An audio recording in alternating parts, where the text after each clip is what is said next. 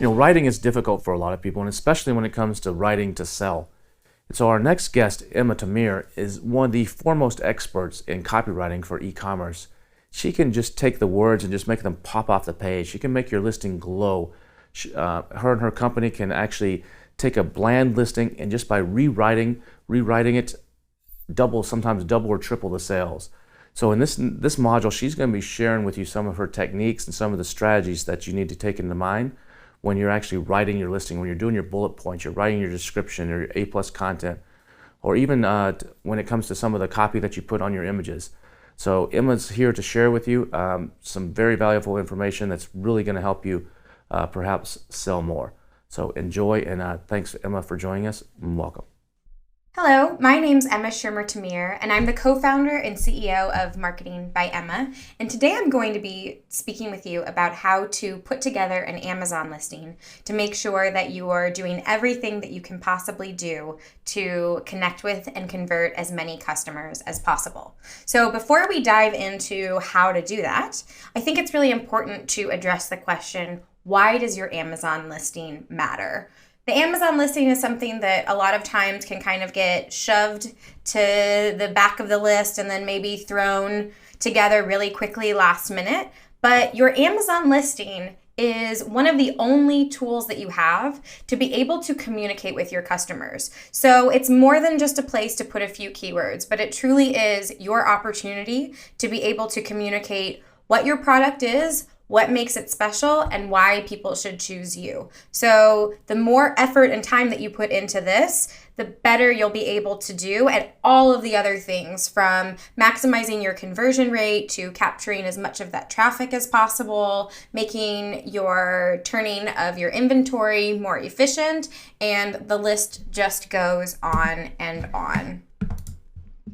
So before we dive into things, let's talk about what a right sale is. So I think it's very important to consider the fact that most Prime members are perhaps going into a purchase from a different perspective than you may consider, which is that they know they can quickly and easily return something if they don't like it, or if it's not a good fit, or if it's not what they hoped it would be. And so what your job is not just to make any and every sale, but to make sure that you're making the right kind of sales so that people not only add to cart, but that they want to keep it and continue using it and really commit to your product. So what that requires is identifying the right customers. It's setting the right expectations. In other words, explaining your product in a way that aligns with what it truly is. And then the right experience. So being able to deliver upon those expectations that you have outlined in your listing. So all of those things work together so that by the time the person gets that product, they open it up and they start using it, you have done everything you can to make sure that that person is going to be a happy customer versus having something go wrong and then they're going to be sending it back. You have a return to deal with and an unhappy customer that is going to be more likely to leave a negative review. So for all of these reasons, you want to be having this in mind as we journey into the various sections of an Amazon listing. So let's start first with the keyword strategy, because your keywords really are the skeleton of your listing. And I want you to take this skeleton metaphor to heart. It is a skeleton because you need it in order to function, but you shouldn't see it. So that will and should inform how you're really approaching keywords when it comes to putting together the copy for your listing. You want to have a really great keyword list to work with, as you've learned about how to create in prior modules, but now you're going to take that list and be thinking about how can you string these keywords together in a way that's going to help you maximize your indexing and ranking while not taking away from the readability or the overall persuasive factor that your listing has. So keywords are essentially the connection between the computer and the customer. So they are incredibly important, but again, you don't want to necessarily see them. And what do I mean by that? Let's take a look at this example that I have on the right left-hand side of the screen. So you see all the underlines are just some of the examples of the keywords that I identified within this title and the first bullet. And this is more a string of keywords than anything else. In fact, there are so many keywords here. So one of the problems is that there are too many, but the other problem is they're not thoughtfully chosen. And so what's happening is that you have a conflict between keyword utilization and the overall comprehension of the listing. So if we look at the title and we want to know what this product is, it's going to take us 1, 2, 3, 4, 5, 6, 7. We have to read 7 words before we even begin to learn about what the product is. Similarly, with the first bullet here, gifts for men idea, unique gift for your dad, husband, boyfriend, and even your teenage son. So we understand that they're trying to really position this as a gift, but on its most basic level, we still don't understand what this product is. And so that's going too far into the extreme of just going after the keywords without having the customer in mind. So you want to be finding words that are highly relevant, that clearly describe what your product is, and that are also going to be able to fit really seamlessly so that when they're added into the copy of the listing, they don't throw off the flow, or they don't confuse the customer or take it too far in a different direction. So customer-friendly keywords, making sure that your usage is natural, that you're not trying to pack in too many keywords like this example right here. And instead, one of the little rules that I like to follow when we're writing for either the bullets or the description is every time you want to refer to the product, you just choose a keyword from your list and you use that instead. And there are other types of keywords that may be a little bit broader that you don't have to use that specific rule from, and you can add them on together. But that is one way that you can make sure that your keyword usage ends up looking natural while still making sure that you are using the space you have to fit in those words that you need to include. Okay, so we're at the point of wanting to start writing the listing. The first thing that you should do is you should take some of those keywords that you're wanting to target and you should search them on Amazon. So let's just imagine that we're selling bully sticks. And so we're going to be searching odor-free bully sticks because that's one of the keywords that we want to identify. So you go to that search page and you look at all of the different products. You go to that search page and you look at all of those different products and you say, okay, my title, what is its job? My title's job is to make people want to click into my listing. So what do they need to know and what does a title need to do in order to make someone want to click into the listing? First of all, somebody needs to feel confident that the product is what they're looking for. So that's number one. It needs to be a basic description of what the product is. Two is you want to make sure that you are giving customers something that may make it unique. Because if you look at really any search results page, unless you have an invention that there's nothing like it in the world, most of the time, there are going to be a lot of products that are very similar. And so starting to think about that differentiation from your title can help draw people's eyes to your product versus some of those other ones, particularly if that differentiation is something that people would be particularly interested in. So craft a title that drives clicks. Your title is really like what you have on the front door or a sign by the front door if you were to have a retail business. So it's what's inviting people to come inside. It's what's asking people to say, hey, come take a look and see if this is what you are hoping to find. So it should have the need to know information.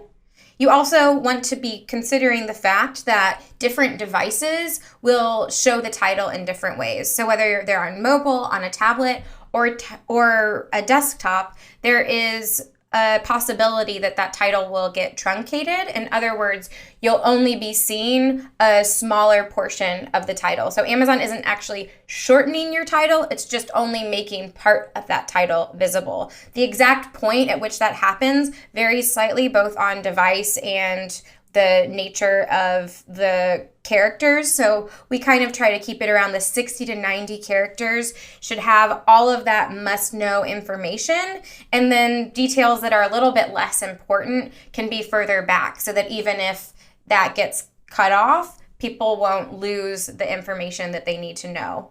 So you want to be thinking about key differentiators, relevant keywords. So not like that example that we just looked at where the keywords were going all in on gift, but weren't actually giving us relevant information about the product.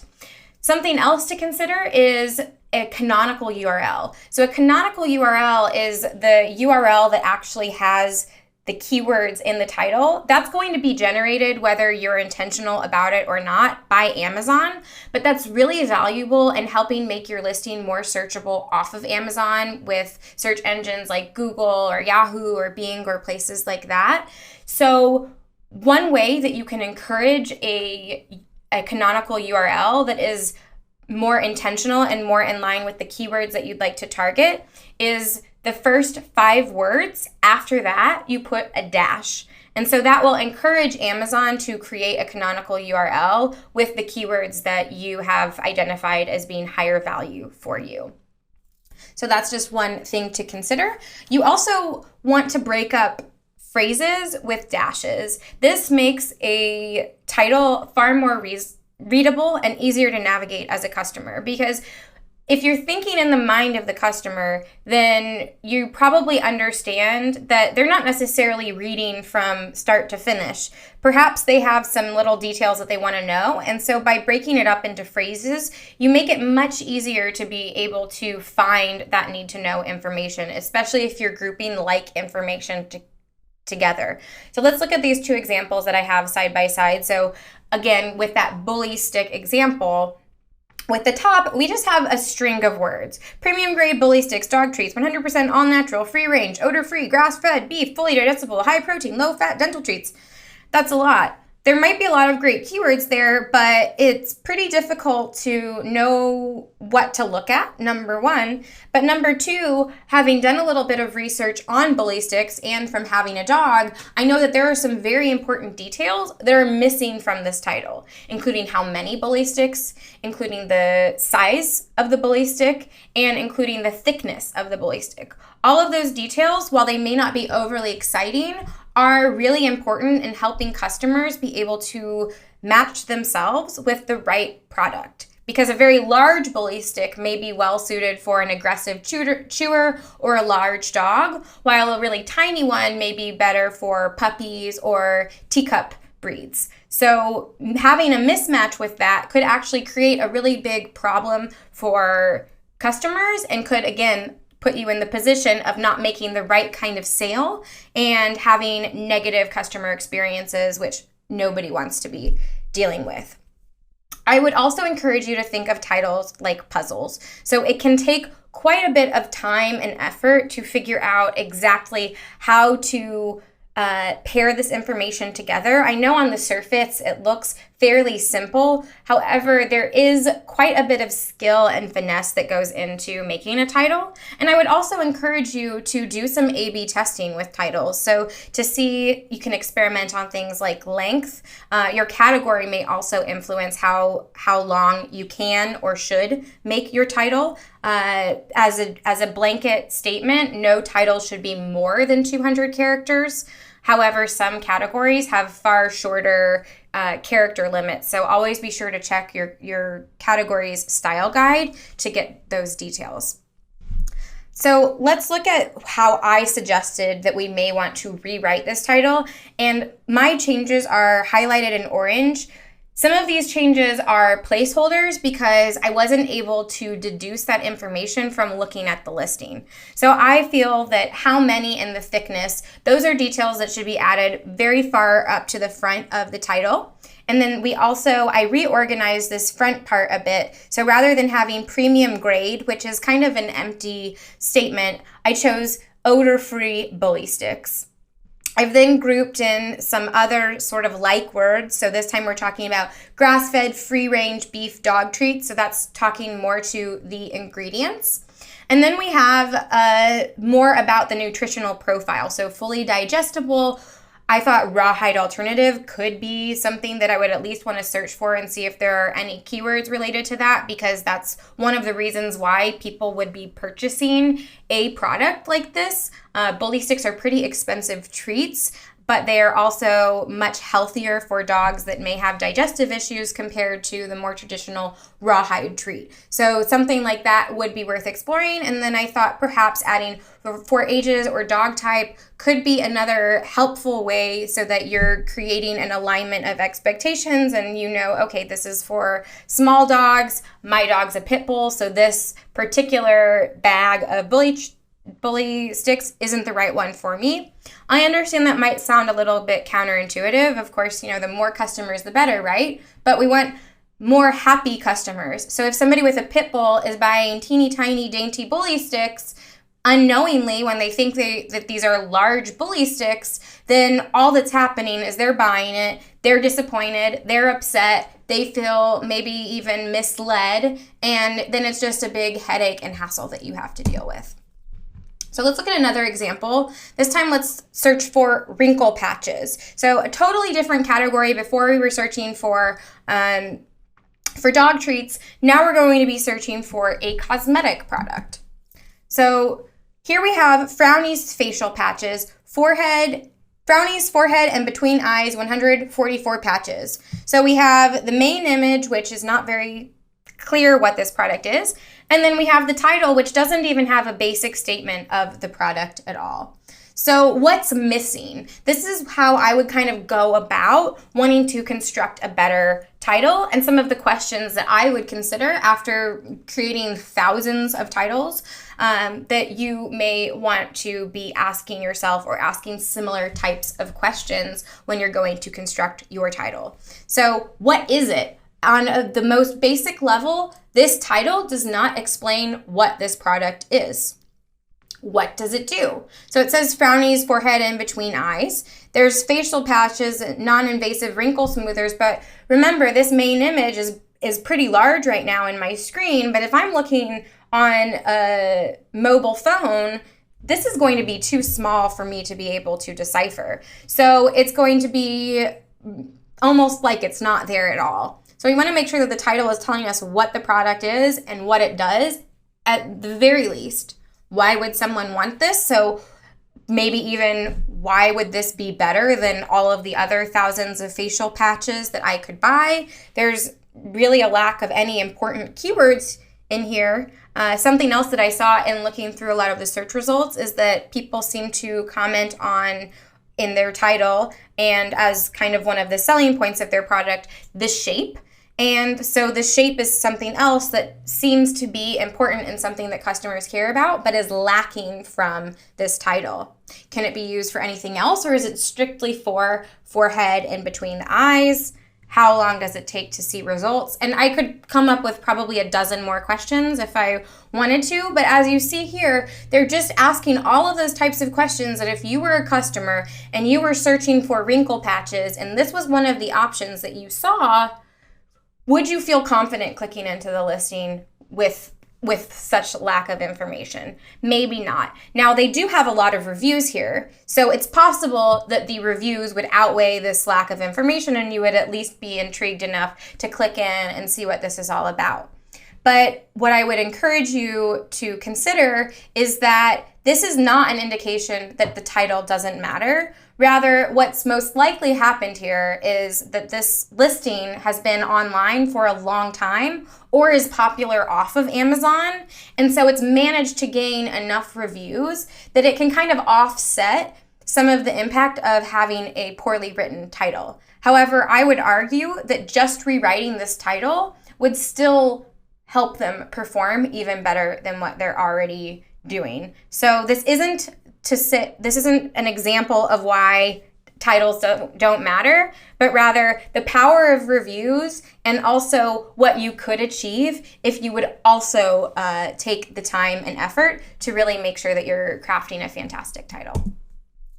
So build better bullets. The title's job was to get us in the door. Now the bullet's job is to keep customers on the page with key details. So give them the information that they need to know so that they're ready to invest a little bit more time, whether it's reading reviews, looking at your photos, scrolling down to your description or your A+ content, but they're feeling confident that this product is meeting their needs and they're interested and eager to keep on learning. get down to business. So let's look at an example here of what not to do, because I think that can be really helpful when trying to put something together to look at a bad example. So this is that same bully sticks that what we were looking at with the title just a moment ago. And there are a lot of things going on that are pretty bad with these bullets, but let's just focus first on the top bullet. So first of all, the top bullet is really long. In fact, it's so long that it's going to be off-putting to a lot of people. It takes a lot of effort to want to kind of dig into that and figure out what to do. And remember, if one of the bullet's jobs is to help people identify that this product is a good fit for them, then it means that the bullets need to be set up in a way that are easy to navigate and quick for people to find that information, because they're not fully sold yet. So the bullets need to make it easy for them. And a really long bullet like that is running completely counter to that. But also, this is a lot of words to say very little. So what I've done is I've really just condensed all of this information. None of it is lost. It's just kind of trying to make it more compact and easier to follow so that it will be inviting, that it will grab attention and get people interested. So rather than having this long, beefy bullet, I wrote, choose the better bite. Delight your dog and channel destructive energy into chewy and tasty bully sticks. These healthy, tail-wagging treats satisfy their need to chew without causing upset stomachs. So again, we are going into all of the details that this first bullet was trying to do, but in a way that is much more approachable, engaging. It also has a sense of humor and a little bit of fun, and so it's ultimately much more effective than what this first bullet is. So where do your eyes focus? With long bullets like this, they're really sort of all over the place. How do you find that need to know information? Not only are a lot of these bullets, especially the first and the last one, really long, but you see that the headers that they're using don't necessarily tell us what the bullets are about, because we have two bullets that start with chewy and tasty bully sticks. So I have no idea what either of those two bullets are about with a quick glance. And then we have our tasty bully sticks. So again, very similar. So if you're utilizing headers, which I would encourage you not to use the all caps headers, as that is something that Amazon does not allow in their terms of service, and it's something that they are starting to enforce more regularly. So I would recommend that you use the all title case header like what I've utilized below. So it's still helping to identify what the bullet is about, but in a way that aligns with Amazon's rules. So do they cover all the crucial details? They don't.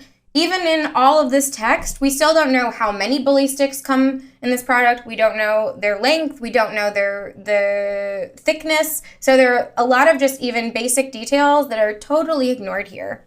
A lot of overwriting, so they could say all of this with half the text, and it's all about the brand. So there's really no effort here in connecting with the customer around what they care about, why they would be interested in a bully stick, and maybe even what their dog's experience is going to be like. Because with a product like this, it's not just about the customer, but it's also about the experience that they want to give and the care that they have for their animal. So that's why in this rewritten version, I'm really speaking to not only the dog owner, but also to that relationship that they have with their animal. So grab, hook, and engage. Identify with your bullets before you sit down to write them. What are the key buying criteria? So what are those need-to-know pieces of information that customers have that you need to make easy to find? Organize them for maximum skimmability. So you should really just be having 5 main points if you're writing 5 bullets. You don't want to have half of bullet about one thing and then the other half about something totally different, because if that second half is really important information, how will a customer know to look at that bullet to find it? Utilize headers with title case plus an end dash as both of these examples that I've demonstrated in the last 2 slides.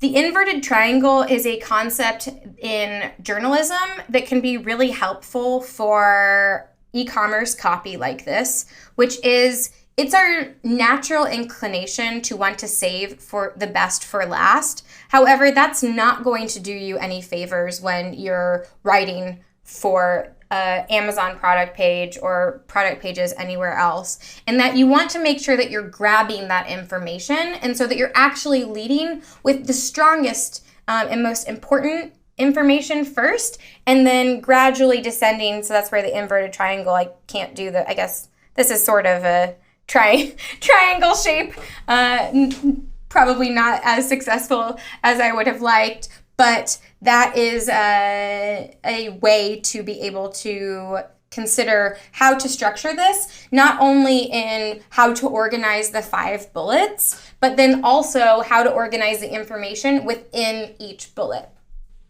Really thinking about benefits and features together, not as something separate, but as 2 concepts that really work in harmony. And that's something that I'll discuss in an upcoming module in more detail to give you some concrete examples of that. You want to make sure that you are being very customer centric with your content and making sure that they are the front and center of everything that you do. We like to aim to keep the characters per bullet around 200 characters.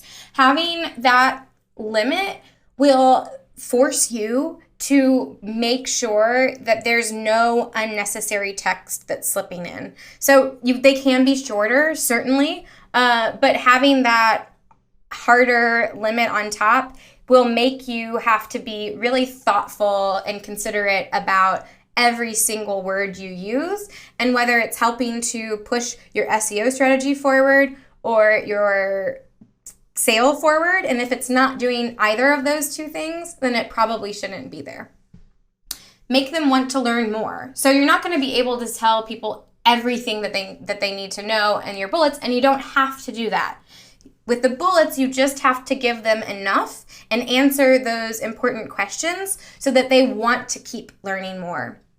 So let's look at another example to see how we could improve things if we were Frownies, which they might want to start also with a better name, because Frownies seems kind of counterintuitive to what they're trying to achieve with their products. So their first bullet, it has a spelling error, so they're not starting strong, but also it's very vague. So we know it's an anti-wrinkle treatment, but we don't know anything more than that. So what I would do, and your first bullet should really be the primary selling point, that thing that the main reason why somebody wants to buy your product. So rather than just having this really kind of vague statement, I would rewrite this to read, rest wrinkles away, reveal a more youthful you overnight. Just apply Frownies forehead wrinkle patches before bed and wake up to instantly firmer, smoother skin. So with that bullet, we are speaking to the main function of this product. We're talking about how quickly you can expect to see results, how easy it is to use, and the aspirational experience that people are hoping to achieve through using this product. So it's not just about getting wrinkles, but it's really about regaining your confidence, about feeling young and vibrant and being able to engage with life in a way that you're not feeling embarrassed by the signs of age that your face is starting to show. So there are some pretty deep underlying emotions that are motivating a purchase like this, and those emotions exist to one degree or another with any purchase. So being able to be aware of those and utilize those as something else that will make your bullets much stronger. So product description. Fill in the missing pieces and make the sale. So we're going to be talking about the product description. There's another module that will go into how to create A+ content, but whether you have A+ content or not, your product description is still something worth having. It's going to help you with indexing, so it's a place for even more keywords, but it also serves as a backup in the event that there's ever any issues with your A+ content showing. So it's worth having regardless.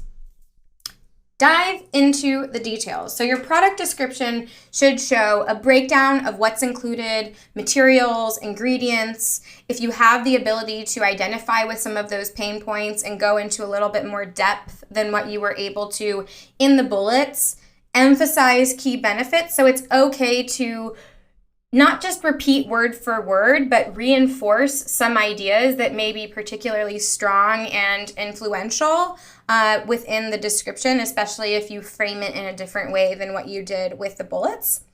Your product description, you're allowed up to 2,000 characters, so you have quite a bit of space to be able to present the information that you need to present. And because you don't have to work within the strict confines of the title or the bullets, the product description is actually a really great place to be able to exercise a little bit more creativity, even engage in a bit of storytelling, and utilize some of the different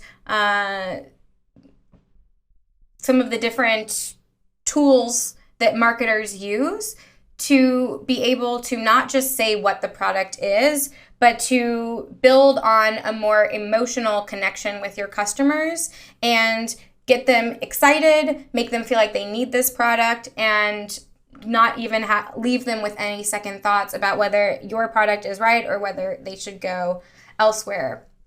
The only HTML that you are allowed to use in your description is line breaks. That's perfectly okay. You can still do a lot with line breaks. Line breaks are what's going to actually create spaces between paragraphs.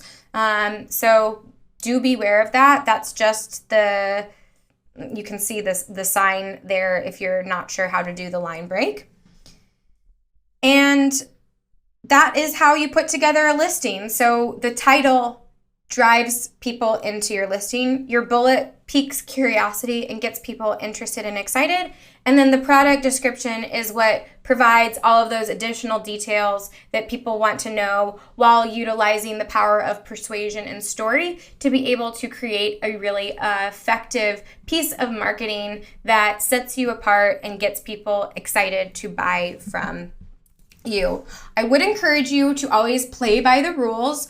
Don't use other listings, don't use competitors to determine what Amazon does and doesn't allow. A lot of times you can see people that are definitely doing things that are against TOS. So beware of that. I would encourage you to look at your style guide to verify your category's character limits. They may differ from what I've mentioned within this module today, so that's something very important to look at. You also want to beware of restricted words. There are many different words that you are not allowed to use in your listing. Some of those are more salesy marketing types of language, all the way towards words that are highly overseen by the FDA. So there's really a broad range of those, and it does depend on what category you're in, but you can find all of that information within Seller Central, and I would encourage you to do so because it's better to be extra cautious on the front end than find yourself in a situation where your listing is suspended and it's a whole big effort to try to resolve that. I would also suggest that you avoid the usage of emojis. They're not technically in line with TOS, but also there are very few products that emojis really make sense with. So again, that's something that you might see on listings, but they're not necessarily going to do you any favors, and they could be putting your listing at risk of suspension.